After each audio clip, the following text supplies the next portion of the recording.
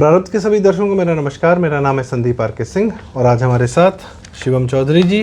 शिवम चौधरी जी एक IT professional हैं और साथ में इनका अपना यूट्यूब चैनल है जिस पे आपको बड़ी कमाल की जानकारियां और थोड़ा इन डेप्थ एनालिसिस लगातार देखने को मिल सकता है। शिवम भाई, हमारे चैनल पर पहली बार स्वागत है आपका। धन्यवाद जी। शिवम जी का अपना एक यूट्यूब चैनल भी है, शिवम चौधरी ऑफिशियल, तो वो हम उस लिंक भी शेयर करेंगे, आप ज़रूर वहाँ विज़िट करें।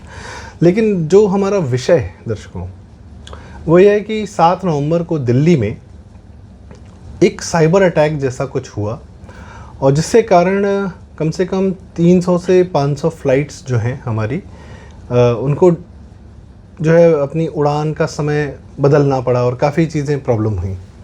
तो सबसे पहले हम जानेंगे ये क्या घटना थी, ये इंटरनल इशू था या ये एक्सटर्नल इशू था, क्या था शिव भाई? संदीप जी नमस्कार, आपके सभी दर्शकों को जय श्री राम। देखिए, कल जो घटना घटित हुई उसे आप एक बहुत महत्वपूर्ण कॉन्टेक्स्ट में समझिए। जब ऑप सिंदूर जैसी कोई घटना घटित होती है तो आपको वो फिजिकल डैमेज ग्राउंड के ऊपर दिखाई देता है, आपको फिजिकल एक्शन दिखाई देता है। लेकिन वो ही सिर्फ क्या एक युद्ध का एक फॉर्मेट है? नहीं, युद्ध के कई फॉर्मेट हैं, उसमें से एक महत्वपूर्ण है। अब हम समझते हैं कि जल, थल और वायु सेना होती है, लेकिन एक और है साइबर स्पेस, जिसकी बात हम शायद नहीं करते हैं क्योंकि अभी इतना टेक्नोलॉजिकली अब चीज़ें इतनी निकल के आने लगी हैं। उसी वॉरफेयर का एक हिस्सा है। आपने सुना होगा पहले कंडनकुलम जो न्यूक्लियर पावर प्लांट है उसके अंदर साइबर अटैक हुआ था। मुंबई की एक बार बिजली चली गई थी, वो भी उसी कैटेगरी में आता था। और अब खबर ये आ रही है कि दिल्ली में भी कल कुछ ऐसा ही करने का प्रयास किया गया। तो कल अब वो प्रयास है या भारत का डिफेंस मैकेनिज्म, दोनों के ऊपर बात करेंगे कि वो इंटरनली था कि वो एक्सटर्नली था। दिल्ली में कल क्या होता है कि अचानक से, क्योंकि मैं खुद उसका भुक्तभोगी हूँ, कल हम जहाँ रिकॉर्ड कर रहे हैं वहाँ मुझे आना था जी। मेरी 12 बजे की फ्लाइट थी और वो लगभग 2.5 घंटे 3 घंटे लेट हुई है। तो जब मैं दिल्ली पे एयरपोर्ट के ऊपर था तो ऊपर बाकायदा लिखा आ रहा था जो ATC है, एयर ट्रैफिक कंट्रोल, उसके सिस्टम्स मेल फंक्शन हो रहे हैं, उसमें प्रॉब्लम आ रही है, इसलिए फ्लाइट डिले हो रही है। तो उसकी वजह से फ्लाइटें लगभग 300, 400, 500 का लगभग एक बड़ा आंकड़ा है। तो फ्लाइट या तो डिले हो रही थी, उड़ ही नहीं पा रही थी, ATC से क्लियरेंस ही नहीं मिल रही थी। फ्लाइट लैंड हो गई थी मेरी, वो आने के लिए मुझे उसमें बैठना था, सब तैयार था, बस खड़ी थी, हम उसमें चढ़ नहीं पा रहे थे क्योंकि ATC से क्लियरेंस नहीं मिल रही थी। आधा घंटा में इस चीज़ का इंतजार करना पड़ा क्योंकि जो उनका ऑटोमेटिक मैसेजिंग स्विचिंग सिस्टम होता है वो खराब हो गया था, जिसकी वजह से दिल्ली, मुंबई, जयपुर, वाराणसी, लखनऊ, कई सारे एयरपोर्ट उससे हैम्पर होते हैं, उसके ऑपरेशंस खराब हो जाते हैं। अब उसके बाद खबर शाम तक धीरे धीरे आने लगी क्योंकि स्क्रॉल करते रहते हैं जानकारी निकालने के लिए। तो GPS स्पूफिंग का पता लगा कि GPS स्पूफिंग हो रही थी। होता क्या है, जब आप प्लेन उड़ता है तो वो ड्राइवर, मतलब जो पायलट होता है, वो नहीं नीचे नहीं देख के चलाता कि अच्छा अब ये सड़क आ गई है, अब गड्ढा आ गया है, अब नदी आ गई है, तो मैं सही डायरेक्शन में जा रहा हूँ। उसका एक प्रॉपर सिस्टम होता है जिसमें GPS, उनके एयर रूट्स डिफाइंड होते हैं और वो GPS के थ्रू चलते हैं। तो एक तो GPS जैमिंग हो गई, आपने वो जैम कर दिया, आपको दिख ही नहीं रहा आप कहाँ हैं। पायलट को वो फ्लाइट अपनी उड़ा रहे हैं। हाँ। और अब जाहिर सी बात है कि फ्लाइट पाथ होता है पूरा, he is in the blind. हाँ, he doesn't know where he is, अंधेरे में गाड़ी चलाने जैसा। हाँ, उसे पता ही नहीं है मैं कहाँ जा रहा हूँ। ये हो गया GPS, आपने उसका डिसेबल कर दिया, जैम कर दिया। एक है GPS स्पूफिंग, उसे लग रहा है कि मैं सही जा रहा हूँ लेकिन आपने उसका नक्शा ही बदल दिया, आपने उसकी दिशा ही बदल दी, आपने उसके ऊपर एक फर्जी फ्लाइट मैप कुछ ऊपर इम्पोज कर दिया जो हो सकता है कि उसकी फ्लाइट पास से 40 किलोमीटर इधर हो, 400 किलोमीटर उधर हो। उसे लग रहा है मैं पटना जा रहा हूँ, वो जा रहा है कि अमृतसर की तरफ। और इसका यह आपने डिसोरिएंट कर दिया उसे। नहीं, डिसोरिएंट तो कर दिया। क्या इस प्रक्रिया में कोई 2-3 फ्लाइट्स को आपस में कोलाइड करने की भी जी संभावना? अब हवा में 300-400 फ्लाइट हैं।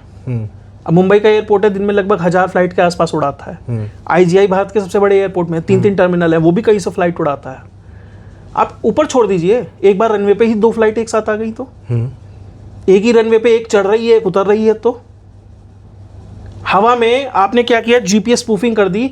जो फ्लाइट पाथ है जयपुर वाली फ्लाइट का, पटना वाली का भी सेम कर दिया और अब दोनों भिड़ गई। ये भी संभावना है। और दिक्कत क्या है कि ये लगभग 120 किलोमीटर की डायमीटर में हो रहा था, जो कि बहुत कम है, एरियल डिस्टेंस जो कि बहुत कम नहीं। आप दिल्ली के बीच में खड़े हुए और 120 किलोमीटर का ऐसे कांटा मारे, इतने एरिया में वो GPS स्पूफिंग चल रही थी। यानी कि जो मेन भारतीय राजधानी है उसके ऊपर आपका पूरा एयर ट्रैफिक कंट्रोल, जो एक उड़ता हुआ हवाई जहाज है 9/11 आपको याद होगा। हाँ। हो सकता है कि यहाँ से कोई जहाज को आपने जाना है, मान लीजिए अमृतसर ही जाना है, आपने थोड़ा सा स्पूफिंग किया, आपको कितना करना है, 20-30 किलोमीटर ही तो इधर करना है, वो लाहौर में लैंड हो जाएगा, प्लेन हाईजैक हो गया। आपको जरूरत ही नहीं है 5 आदमी 10 आदमी उसमें कट्टा ले गए और मतलब जो भी साधन चाहिए वो लेके बैठाने के लिए। आपको तो एक जगह बैठना है और आप ये कार्यक्रम कर सकते हैं। सो शिवम भाई, इसमें एक और चीज जोड़ देता हूँ। हाँ, प्लीज। मान लीजिए हाई प्रोफाइल सिक्योरिटी के लोग हैं, प्रधानमंत्री हैं, गृह मंत्री हैं, हो सकता है कि उनके नेविगेशन में जीपीएस ना यूज होता हो, नाविक यूज होता हो, भाई वो तो इस पे रिलाई नहीं करेंगे। लेकिन उस दौरान 5 और हवाई जहाज हवा में हो सकते हैं जो उनकी तरफ आ रहे हो। बिहार चुनाव चल रहे हैं, लगातार लोग दिल्ली से उड़ रहे हैं, बिहार में बैठकर रैलियां कर रहे हैं, काफी ज्यादा एयर ट्रैफिक मंत्री जा रहे हैं। मैं अपने फोन से फ्लाइट रडार खोल दूं, ऐप आता है फ्लाइट रडार करके, हाँ जी। तो आप उस पर हर फ्लाइट देख सकते हैं कौन सी ये नंबर है, ये डेस्टिनेशन है, इस टाइम यहाँ से उड़ी और यहाँ जाएगी। तो मुझे तो पता है कौन सी फ्लाइट हवा में है, बस मुझे ये तय करना है कि इन दोनों में से किसको एक बात पे आना है। तो आप ये सोचिए, ये उस दौरान हो रहा है। अब अगर हम सोचते हैं कि ऑप सिंदूर 2 होगा, ये वही तो है। ऑप सिंदूर का मतलब नहीं, ये पहलगाम 2 है। हाँ, मतलब वो उस लेवल का, हाँ, मतलब वो प्रोसेस चल रहा है। ये भाई कोरोना भी अगर हुआ, कोविड जो आया हमारे ऊपर, तो लोग कहते हैं कि वो बीमारी नहीं, वो युद्ध था।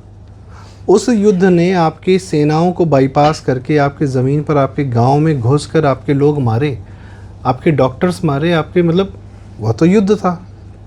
अब आप सिर्फ बचाव करते रह गए और किसी तरीके से आपको यह भी नहीं पता कि हमारा दुश्मन कौन है। इससे बढ़िया हथियार क्या है कि आपने देश में, किसी देश में घुस के देश की इकोनॉमी ठप करा दी, सब कुछ कर दिया, और जो प्रताड़ित हुआ वह चाह कर भी आपको यह नहीं कह पाए कि आपने किया। और ये पहला उदाहरण नहीं है। कारगिल, हमने जीपीएस के कोऑर्डिनेट्स मांगे यूएस से कि भैया जहाँ इन्फिल्ट्रेटर बैठा है उसको लोकेट करने के लिए हमें जीपीएस के कोऑर्डिनेट्स चाहिए, नहीं दिए उन्होंने। तो ये तो बहुत ज़्यादा डेविएट थे, मतलब आपको पिन पॉइंटेड चाहिए कि 5% 5 मीटर की एक्यूरेसी, 2 मीटर की एक्यूरेसी। शिवम भाई, इसमें मुख्य सवाल ये आता है कि यदि यह हुआ, इतनी बड़ी घटना हुई, एक तो कंट्रोल्ड हो गई, मैं उस पर आऊँगा कि किस प्रकार से बच गया, पर यदि यह किसी ने किया है। एक छोटा सा एडिशन और, इंडिया पाकिस्तान के बॉर्डर पे भी हुआ, वहाँ पर भी जीपीएस स्पूफिंग चल रही है, और वहाँ कल नहीं, वहाँ कई दिन से चल रही है। ओके, इंडिया पाक बॉर्डर पे भी हो रहा है। नहीं, मैं अब इसमें यह पूछना चाहता हूं कि मैं पाकिस्तानियों से तो उम्मीद नहीं करता कि इस प्रकार की वो जो है बहुत बड़े कार्य, घटना अंजाम दे सकें। 26/11 वगैरह भी किया होगा, या न्यूक्लियर, सब में पीछे यूएस का साथ है। अमेरिका किस प्रकार से, पाकिस्तान के वासिम मुनीर ने अमेरिका जाके कहा था कि यदि पाकिस्तान डूबा तो आधा विश्व ले डूबेगा। इतनी पाकिस्तान की हैसियत नहीं है, पर अमेरिका की हैसियत है कि वह देख रहा है कि वो दुनिया में उसकी शक्ति का क्षरण हो रहा है और नई शक्तियाँ उभर रही हैं, तो खासकर भारत उसकी धुरी, भारत से वह ऊर्जा मिल रहा है सबको। इस कार्य को करने वाला क्या अमेरिका, चाइना, इस प्रकार के लोग हैं? क्योंकि क्षमताएं तो इन्हीं के पास है। देखिए, अगर आपको दिल्ली में करना है, मान लीजिए राजधानी में आपको जीपीएस स्पूफिंग करनी है और इस वाइड स्केल पे करनी है कि 120 किलोमीटर का आप रेडियस खींचिए और तब आपको करना है, पाकिस्तान में वो काबिलियत नहीं है। 2 तरीके होते हैं आपको ये करना है, या तो आपके पास इतना सोफिस्टिकेटेड सिस्टम हो कि आप इतनी दूर से कर सकें, या आप जो टारगेट एरिया है उसके बहुत पास हो। कि मान लीजिए आप गाजियाबाद में बैठ के कर रहे हैं, या आप कहीं मेरठ में बैठ के कर रहे हैं, तो संभावना है। या लाहौर में आपका इतना बड़ा सिस्टम हो, और लाहौर में कितना बड़ा सिस्टम है वो ऑप सिंदूर में हम देख चुके। नहीं, लाहौर में जो सिस्टम है वो अमेरिका का हो सकता है ना, कोई देखिए, क्योंकि उनके एयर बेसिस में जो न्यूक्लियर बेसिस थे वो भी तो अमेरिका के ही थे। नहीं, फिर भी पाकिस्तान की संभावना बहुत कम है। मैं 99% मानता हूँ कि नहीं है, ठीक है, 1% मैंने आपकी बात का मान लिया। चाइना वाला जो मैटर है, आप इसमें चाइना, 3 सस्पेक्ट हैं, पाकिस्तान, चाइना और अमेरिका। चाइना है, चाइना ने कुछ ऐसा ही प्रयास किया था म्यांमार में।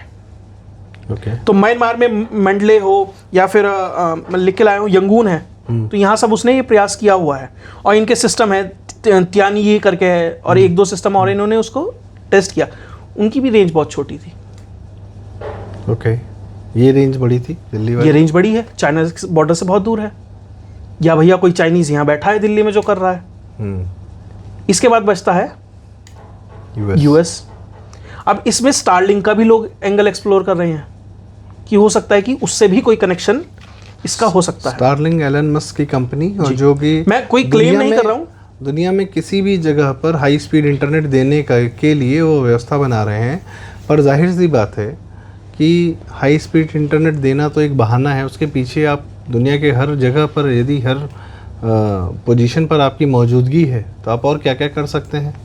स्टारलिंक वायरलेस देता है, अडानी अंबानी जो भी दे रहा है वो वायर्ड है, ऑप्टिकल फाइबर, ऑप्टिकल फाइबर, उससे कुछ नहीं कर, उसका सैटेलाइट है उससे करता है। तो इसमें बहुत सारे लोग हैं जो, मैं अभी ऐसे तो मैं क्लेम तो नहीं कर सकता, लेकिन जो खबरें निकल के आ रही हैं कि स्टार शील्ड करके कोई प्रोजेक्ट है, शायद हो सकता है कि उसका भी एक तरीके से इस्तेमाल किया गया हो। और ये मैसेजिंग होती है आपको कि तुमने नूर खान में क्या किया, तो हम ये कर सकते हैं, तुम तेल खरीद रहे हो रशिया से, तो हम ये कर सकते हैं। लेकिन ये एक पहलू है, इसका एक दूसरा पहलू भी है, क्योंकि जो इनका ऑटोमेटिक मैसेजिंग स्विचिंग सिस्टम जो खराब हुआ, मेल फंक्शन हुआ, तो कुछ लोग ये भी संभावना जता रहे हैं कि हो सकता है कि उसके डिफेंस मैकेनिज्म में हमारी ही सरकार ने वो स्पूफिंग की कि भैया इसमें और इंटरफेरेंस, वो चीज़ें वो लोग उस जीपीएस सिस्टम का इस्तेमाल करके ना कर सके। ये एक डिफेंस मैकेनिज्म भी हो सकता है, लेकिन उसकी संभावना कम है। डिकॉय करना, हाँ, एक डिकॉय करना कि आपने दूसरा एक फसाड उसके ऊपर लगा दिया ताकि वो ढंग से एक तरीके से सिस्टम के अंदर इन्फिल्ट्रेट ना कर सके। मायावी का जवाब मायावी। प्रभु श्री राम भागे थे हिरण के पीछे, वो जीपीएस स्पूफिंग थी, आप ये मान सकते हैं, स्पूफिंग ही तो थी एक तरीके से कि आप दिशा भटक गए। हाँ, उस कॉन्टेक्स्ट में समझिए कुछ वैसा ही हुआ था कि जो प्लेन है उसे दिखाई वहां दे रहा है और जो जा वहां रहा है। और अक्सर ये कहा जाता है कि Israel monitors all the flights in the world, और उसकी वो अनऑफिशियली भी करता है, और ये वो टेक्नोलॉजीज इजराइल के द्वारा डेवलप की गई हैं कि कौन सी फ़्लाइट कहाँ उड़ी, किस तरफ जा रही है, कहाँ लैंड कर रही है, ये सारी मैकेनिज़्म इजराइल के द्वारा भी दिए गए हैं। और जाहिर सी बात है कि अगर हमारा नेतृत्व जो है वह यह जानता है कि किस प्रकार के कैसे कैसे हमले हो सकते हैं। बायोलॉजिकल वॉरफेयर, कोविड हमने देखा, एक्चुअल भारत के अंदर के हिंसा भी कर नहीं पा रहे हैं, पहलगाम इत्यादि इत्यादि, और वो आइल ऑफ मोहम्मद की सारी वो सब ने देखा। तो अब बचा क्या? यही साइबर। ये सही, आप चुनाव में साइकोलॉजिकल देख चुके हैं। अहमदाबाद में जो फ्लाइट का हुआ था वो भी बोइंग की ही प्लेन था। वो अलग अलग कहानियाँ आती हैं, फाइन, बट पॉइंट इज कि अमेरिका में जो उसमें कौन था, कौन बैठा था? रूपानी जी, विजय रूपानी। किसके खास हैं, मतलब माने जाते हैं? मोदी जी के। तो मैसेजिंग किसको दी जा रही थी? इसीलिए मोदी जी स्वयं वहाँ गए उस दिन, वो फोटो खिंचाई। फ्लाइट कहाँ जानी थी? लंदन। 5i का कौन मेंबर है? लंदन। मैं सिर्फ डॉट कनेक्ट कर रहा हूँ, बाकी पब्लिक देखे। और बाद में बोइंग का, एयरबस का, सॉरी जो वो जिसका भी प्लेन था, बाकी उन्होंने रिपोर्ट में कहा कि पायलट एरर है। आप एक बात बताइए, जो स्विच वो ऑन ऑफ करने की बात कर रहे हैं, वो ऐसे नहीं होता कि आपने घर गए और लाइट बंद कर दी और जला दी। इंजन का स्विच, इंजन का स्विच कैसे बंद हो जाएगा? इसका मतलब कहीं नहीं रिमोट एक्सेस था उसका।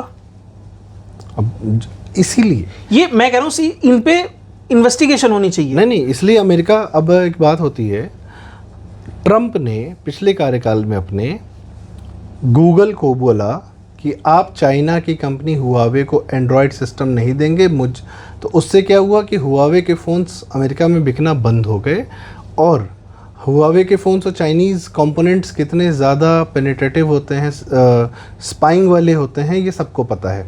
दूसरी बात, हुआवे ने 5G नेटवर्क यूरोप में इस्टेब्लिश किया, ट्रंप ने इंश्योर किया कि हमारे यहाँ 5G नेटवर्क ये नहीं करेंगे चाइनीज़ हुआवे वाले, जबकि डेमोक्रेट्स तैयार बैठे थे। वो एक बार, और जब पिछली बार ट्रंप भारत आए थे तो मुकेश अंबानी जी को एक लाइन कहने का मौका मिला ट्रंप के सामने, और उन्होंने एक ही लाइन कही कि we have developed 5G network and we don't have a single Chinese component in it. दुनिया में कह के बैठ गए। दुनिया में सिर्फ चौथा या पांचवा देश है भारत, हाँ, जिसका खुद का अपना नेटवर्क सिस्टम है। उसके अलावा 3-4 देशों पे ही। कुछ दिन पहले अजीत डोवाल जी IIT मद्रास गए, और वहाँ उन्होंने कहा कि मेरा डायरेक्टर साहब का मुझ पर एहसान है, इसलिए मैं आया हूँ, अक्सर मैं जाता नहीं हूँ अपनी बातें कहने, पर एहसान ये है कि 2.5-3 साल के अंदर 5G नेटवर्क इन्होंने हमको डेवलप करके प्राइवेट पार्टीज़ के साथ में करके हमको इस्टेब्लिश करके दिया। चाइना को बहुत ज़्यादा समय लगा, पैसा भी बहुत लगा, भारत ने वही नेटवर्क, वही सिस्टम्स कम खर्चे में अपने यहाँ पैदा कर लिए। अब आप सोचिए, एक बार यदि चाइनीज़ कंपोनेंट्स और चाइनीज़ सिस्टम ने आपके यहाँ कब्जा कर लिया, वो किस तरीके से चाइना को मॉनिटर करता है चाइनीज़ कम्युनिस्ट वो पार्टी। छोड़िए ना, भारत में जितने CCTV कैमरे बिक रहे हैं 90% चाइनीज़ है। यानी पूरी भारत में कहाँ क्या चल रहा है वो चाइना बैठा देख रहा है। वो मैक्सिमम तो फ़ोन से, इंटरनेट से कनेक्टेड भी होते हैं। हाँ, दूसरी चीज़, आपका फ़ोन, क्या आप चिप बनाते हैं यहाँ पे? क्या आप उसका हर पार्ट बनाते हैं यहाँ पे? किसी एक पार्ट में वो आसानी से मैनिपुलेट करके भेज सकता है। भाई हमारे फ़ोन में सिर्फ कैमरा है, सिर्फ माइक्रोफोन है। जो आपने से एक ऑफलाइन बात हो रही थी, तो आपको लगता है, शिवम भाई ने बताया। हाँ, बताइए सर। मान लीजिए आप फ़ोन है, पहले डिटैचेबल बैटरीज आती थी, आप डिटैच कर दिया, आपका फ़ोन डेड है, प्लास्टिक का पीस है। अब आनी बंद हो गई है। क्यों? क्योंकि आपने फ़ोन स्विच ऑफ कर दिया, ये आपको लगता है, लेकिन क्योंकि बैटरी अटैच्ड है, पीछे कौन कौन उस माइक्रोफोन को एक्सेस करके आपकी बातों को सुन सकता है। आपके इस फ़ोन में पीछे कौन, स्क्रीन नहीं चल रही ना? स्क्रीन ही तो नहीं चल रही, बाकी तो सब चल रहा है। बाकी तो चल ही रहा है। यदि मैं अपना फ़ोन, मैं कह रहा हूँ कुछ नहीं चल रहा, माइक्रोफोन चल रहा है ना, बहुत है। आपकी आवाज़ सुन ली उसने। भाई अगर मैं अपना फ़ोन 100% बैटरी चार्ज करके यदि स्विच ऑफ करके छोड़ दूं और 2 दिन बाद वापस से ऑन करूं, तो हो सकता है कि 80% बैटरी हो। कहाँ गई 20%? 20% कहाँ गई? सुन तो रहा है 100%, और उसमें AI लगा हुआ है, सब कुछ हो रहा है। तो भारत की क्या तैयारी है? समस्या पर तो बात हो गई, भारत की क्या तैयारी है? अभी मैंने जब बात की कि भारत की CDS ने भी इसके ऊपर बात की। हम साइबर, जो भारत के ऊपर हर साल हज़ारों से लाखों की संख्या में साइबर अटैक होते हैं, अलग अलग इंस्टीट्यूशंस के ऊपर। मान लीजिए DRDO के अंदर है, हेल के अंदर है, हर एक में होता है कि क्या क्या चल रहा है। ब्लूप्रिंट्स अभी DRDO में, शायद मुझे ध्यान नहीं है, मैं कब की एक वीडियो देख रहा था, DRDO में ऑलरेडी एक इन्फिल्ट्रेशन का प्रयास हो चुका है बड़े स्तर पर, और टेराबाइट्स में डेटा लीक होने की भी खबर है। तो ऐसा, लेकिन भारत को जो पीछे रह गया है कहीं ना कहीं, जो हमारा लॉस्ट डेकेड था ना 2004 to 14, हाँ। और उस, ऐसा नहीं है प्रधानमंत्री आज बने तो उन्हें सब पता है। उन चैलेंजेस को समझने में भी समय लगता है कि ये चैलेंज भी आ सकता है। मोदी जी का संसद में एक वक्तव्य है कि हमें यह पता था कि देश की हालत खराब है, पर इतनी खराब है ये मुझे PM बनने से पहले नहीं उन्होंने कहा अगर मैं व्हाइट पेपर लिया था ना, पूरी दुनिया के इन्वेस्टर का भारत पे से विश्वास उठ जाता और सब पैसा लेके भाग जाते।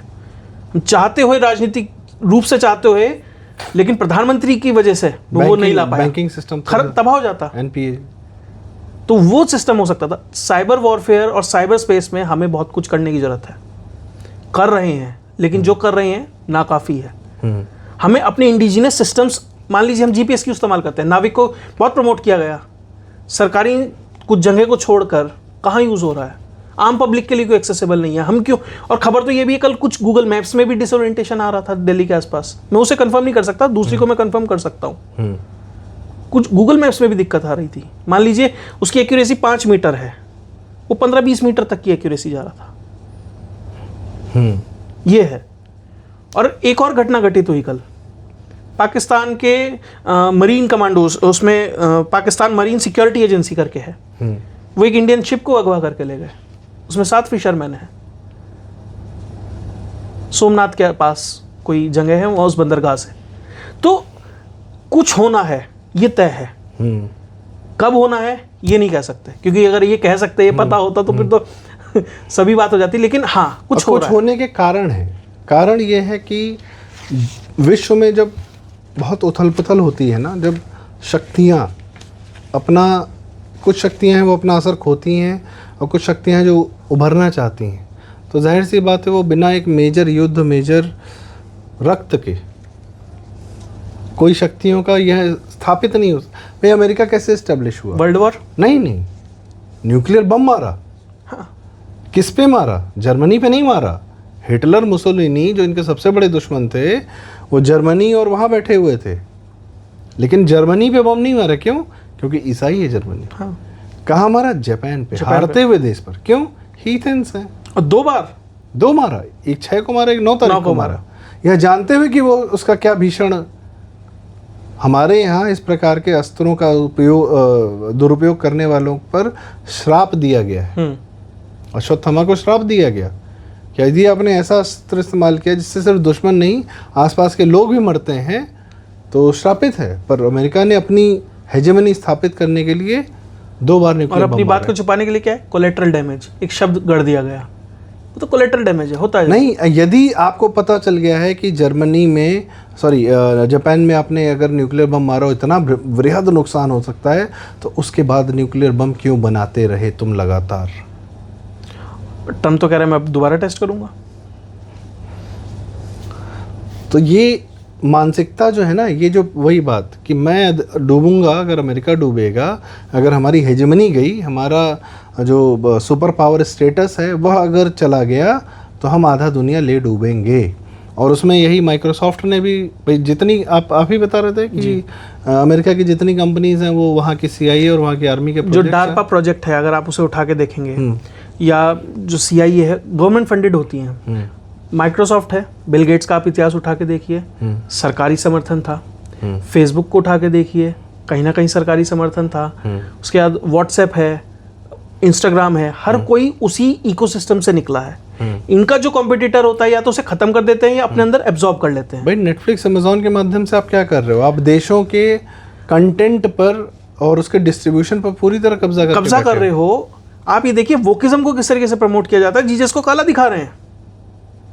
मैं तो अरे भाई हमारा ही नहीं नुकसान कर रहे, अपना भी कर रहे हैं। ममदानी जिता रहे हैं अपने, ममदानी जिता रहे हैं। और भारत के लोग उमर खालिद को नया ममदानी बना रहे हैं, और वो लोग जो अमेरिका में 1 साल की फेलोशिप करके आए हैं, खानम शर्मानी। तो दुनिया, और जाहिर सी बात है भारत के जितने वोक लिबरल, इंदिरा जयसिंह के माध्यम से छोटी बच्चियों का सेक्सुअल एज कंसेंट जो है उसको कम करने के प्रयास कर रहे हैं। जुडिशरी हमारी कितनी कॉम्प्रोमाइज है वो तो भगवान मालिक है। तो ये IT साइबर वॉरफेयर जो है एक अलग क्या कहते हैं ये तो बहुत बड़ी चीज़ हो गई। 2024 के चुनाव में हमारी आपकी रीच डाउन कर दी। हाँ, वो तो विशुद्ध रूप से YouTube और Facebook का कार्य ये था। तो कितना बेसिक है जितना कि नैरेटिव के लेवल पे कहाँ तक गिरा सकते हैं। सर नैरेटिव ही फैलाया उन्होंने, घर घर कमरे कमरे घर घर में, कि मन पलट दिया। अगर एक ही इंसान को आप 25 बार एक कंटेंट दोगे अलग अलग, और अब तो AI के माध्यम से लोगों की भी जरूरत नहीं कंटेंट बनाने के लिए, तो AI के माध्यम से स्वयं ही कंटेंट लिखा जा रहा है, बनाया जा रहा है, भेजा जा रहा है। अमित शाह और पत्रकारों की कैसी कैसी वीडियोस वायरल हो रही हैं AI जनरेटेड, कि अमित शाह जूता लेके बैठे हैं और पत्रकार उनके पास बैठे हैं, और वो देखने में ऐसा लगेगा कि बिल्कुल नहीं, अमित शाह के हेलीकॉप्टर में बैठा होगा फला पत्रकार, और वो AI जनरेटेड है। अमित शाह जी का ही तो वीडियो 2024 में चला। मान लीजिए आपने, हाँ मान लीजिए किसी ट्विटर हैंडल से वो वीडियो उठती है, आपने उसे गिरफ्तार कर लिया, वो लाखों व्हाट्सएप ग्रुप में जा चुकी है, कहां तक रोकेंगे? आपने एक व्यक्ति गिरफ्तार कर लिया, उनके लिए तो डिस्पोजेबल एसेट बहुत है, वो किसी और से नया डलवा देंगे। वो तो राहुल गांधी बार बार जिंदगी क्यों बोल रहा है? कैसे देशों में अचानक से लोग सड़क पर उतर जाते हैं और आग लगने लगती है। कोलंबिया गया था, कोलंबिया के बराबर में पेरू है, साउथ अमेरिका में एकमात्र देश बचा जहाँ राइट विंग गवर्नमेंट थी, वहां जेन जी आंदोलन चल रहा है। वहां से सीख क्या है, अगला क्या होमवर्क इंप्लीमेंट करना है? अरे आपके इंडोनेशिया में भी आग लगाई गई है, वो तो बच गया। आपके नेपाल में आपने सबने देखा, बांग्लादेश में किसने किया? श्रीलंका, यूक्रेन में शुरू किया था, यूक्रेन से शुरू हुआ। और भारत में जो केजरीवाल आंदोलन था वो क्या था? जनता सड़क पर आ गई। लद्दाख वाला कौन था? लद्दाख वाला सोनम वांगचुक। तो यह भी सब क्या है, यूट्यूब, फेसबुक, और हम सब जिस फ़ोन के माध्यम से कार्य कर रहे हैं, भारत से समाधान क्या कर रहा है भाई? जब चिप्स बनाओगे, तब अपना सर्वर बनाओगे, तब अपना आप सॉफ्टवेयर और अपना आप प्रोडक्ट बना पाओगे जिसको आप पूरी तरीके से आत्मनिर्भर कह सकोगे। अभी तो सर्वर बनाने की मास मैन्युफैक्चरिंग का हमारे पास अमेरिका को दिक्कत आज सबसे बड़ी ये नहीं है कि हमने नूर खान बेस उड़ाया है, उसके पास मिलियंस बिलियंस की कमी नहीं है, बना देगा दोबारा। उससे दिक्कत ये है, भारत कह रहा है कि अपने डेटा सेंटर भारतीय लोकलाइज्ड करो। उसे दिक्कत ये है कि अडानी भारत में क्यों डेटा सेंटर बना रहा है, सेमीकंडक्टर फैक्ट्री यहाँ भारत में क्यों लग रही हैं, रेयर अर्थ में भारत क्यों एक्सप्लोरेशन करके उसे बढ़ाना चाह रहा है? क्या है नूर खान? ऐसे उसके पूरे दुनिया में 800 बेस हैं, एक में डाल देगा 500 मिलियन, कोई फर्क नहीं पड़ता। दिक्कत ये है आने वाले समय में क्या है, डेटा, आने वाले समय में क्या है, रेयर अर्थ। एक चीज़ और है ना जो सबसे बड़ी जो उसकी दिक्कत है कि वह चाहता है कि दुनिया की सारी ट्रेडिंग डॉलर में हो, और भारत, चाइना, रशिया और तमाम तरीके के लोग इस कुचक्र से बाहर आने का प्रयास कर रहे हैं। सऊदी अरब ने ब्रेंटवुड एग्रीमेंट रिन्यू नहीं किया। एक और चीज़, स्टारलिंक को भारत में आने में सबसे बड़ी दिक्कत क्या है?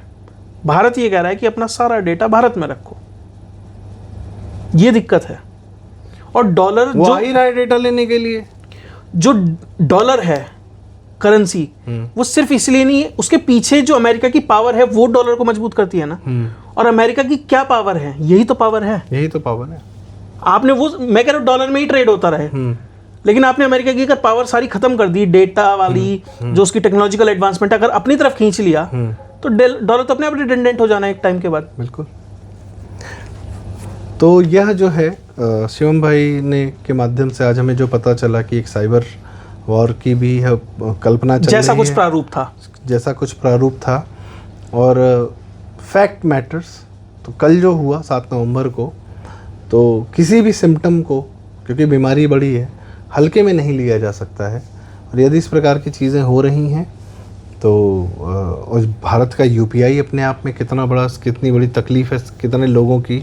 वह एक आपने सवाल पूछा था भारत की क्या तैयारी है, ये हमें दिख गया क्योंकि मेरी फ्लाइट डिले हुई, क्योंकि एक साथ 300 फ्लाइट डिले हुई। ऐसे बहुत सारी चीज़ें भारत को कर, देखिए डोवाल जी ने एक बात बहुत अच्छी कही है, जब फुटबॉल होता है ना, तो यह बॉलर होता है, बैट्समैन को हर बॉल पे बचना है, बॉलर को एक बॉल पे विकेट लेना है।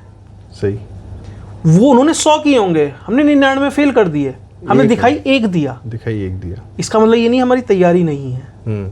जाहिर सी बात है, भारत में अगर बम नहीं फट रहे हैं तो इसका मतलब है कि कितने लोग की इच्छा है कि वो खुद फट जाए। हाँ, वो खुद शरीर पे बम बांध के, ऐसे कुछ करोड़ों लोग हैं हमारे यहाँ, वो 145 फीट वाली के पास चले जाए। हाँ, कि वहाँ चले जाएं ऊपर सीधे, और 2-4 लोग को यहाँ से लेकर जाएं। तो बड़ी इच्छा है ऐसे लोग की कि जो स्वयं बम बन के फटना चाहते हैं और फट नहीं पा रहे हैं। इसका मतलब है कि हमारी तैयारी है। और आपने पूछा पाकिस्तान आईटी एक्सपोर्ट करता है, इस्लामिक टेरर करता है, भारत वैसा आईटी करता है। वो खैर सबकी अपनी प्रकृति, अपनी प्रवृत्ति जी।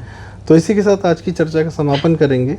आईटी में कुछ जो समस्याएं आई वो हमने देखा, पर समाधान भी देखा, और फिर वही बात कि साफ बचकर निकल गए, वरना कौन सी छोटी घटना कितनी बड़ी हो सकती है।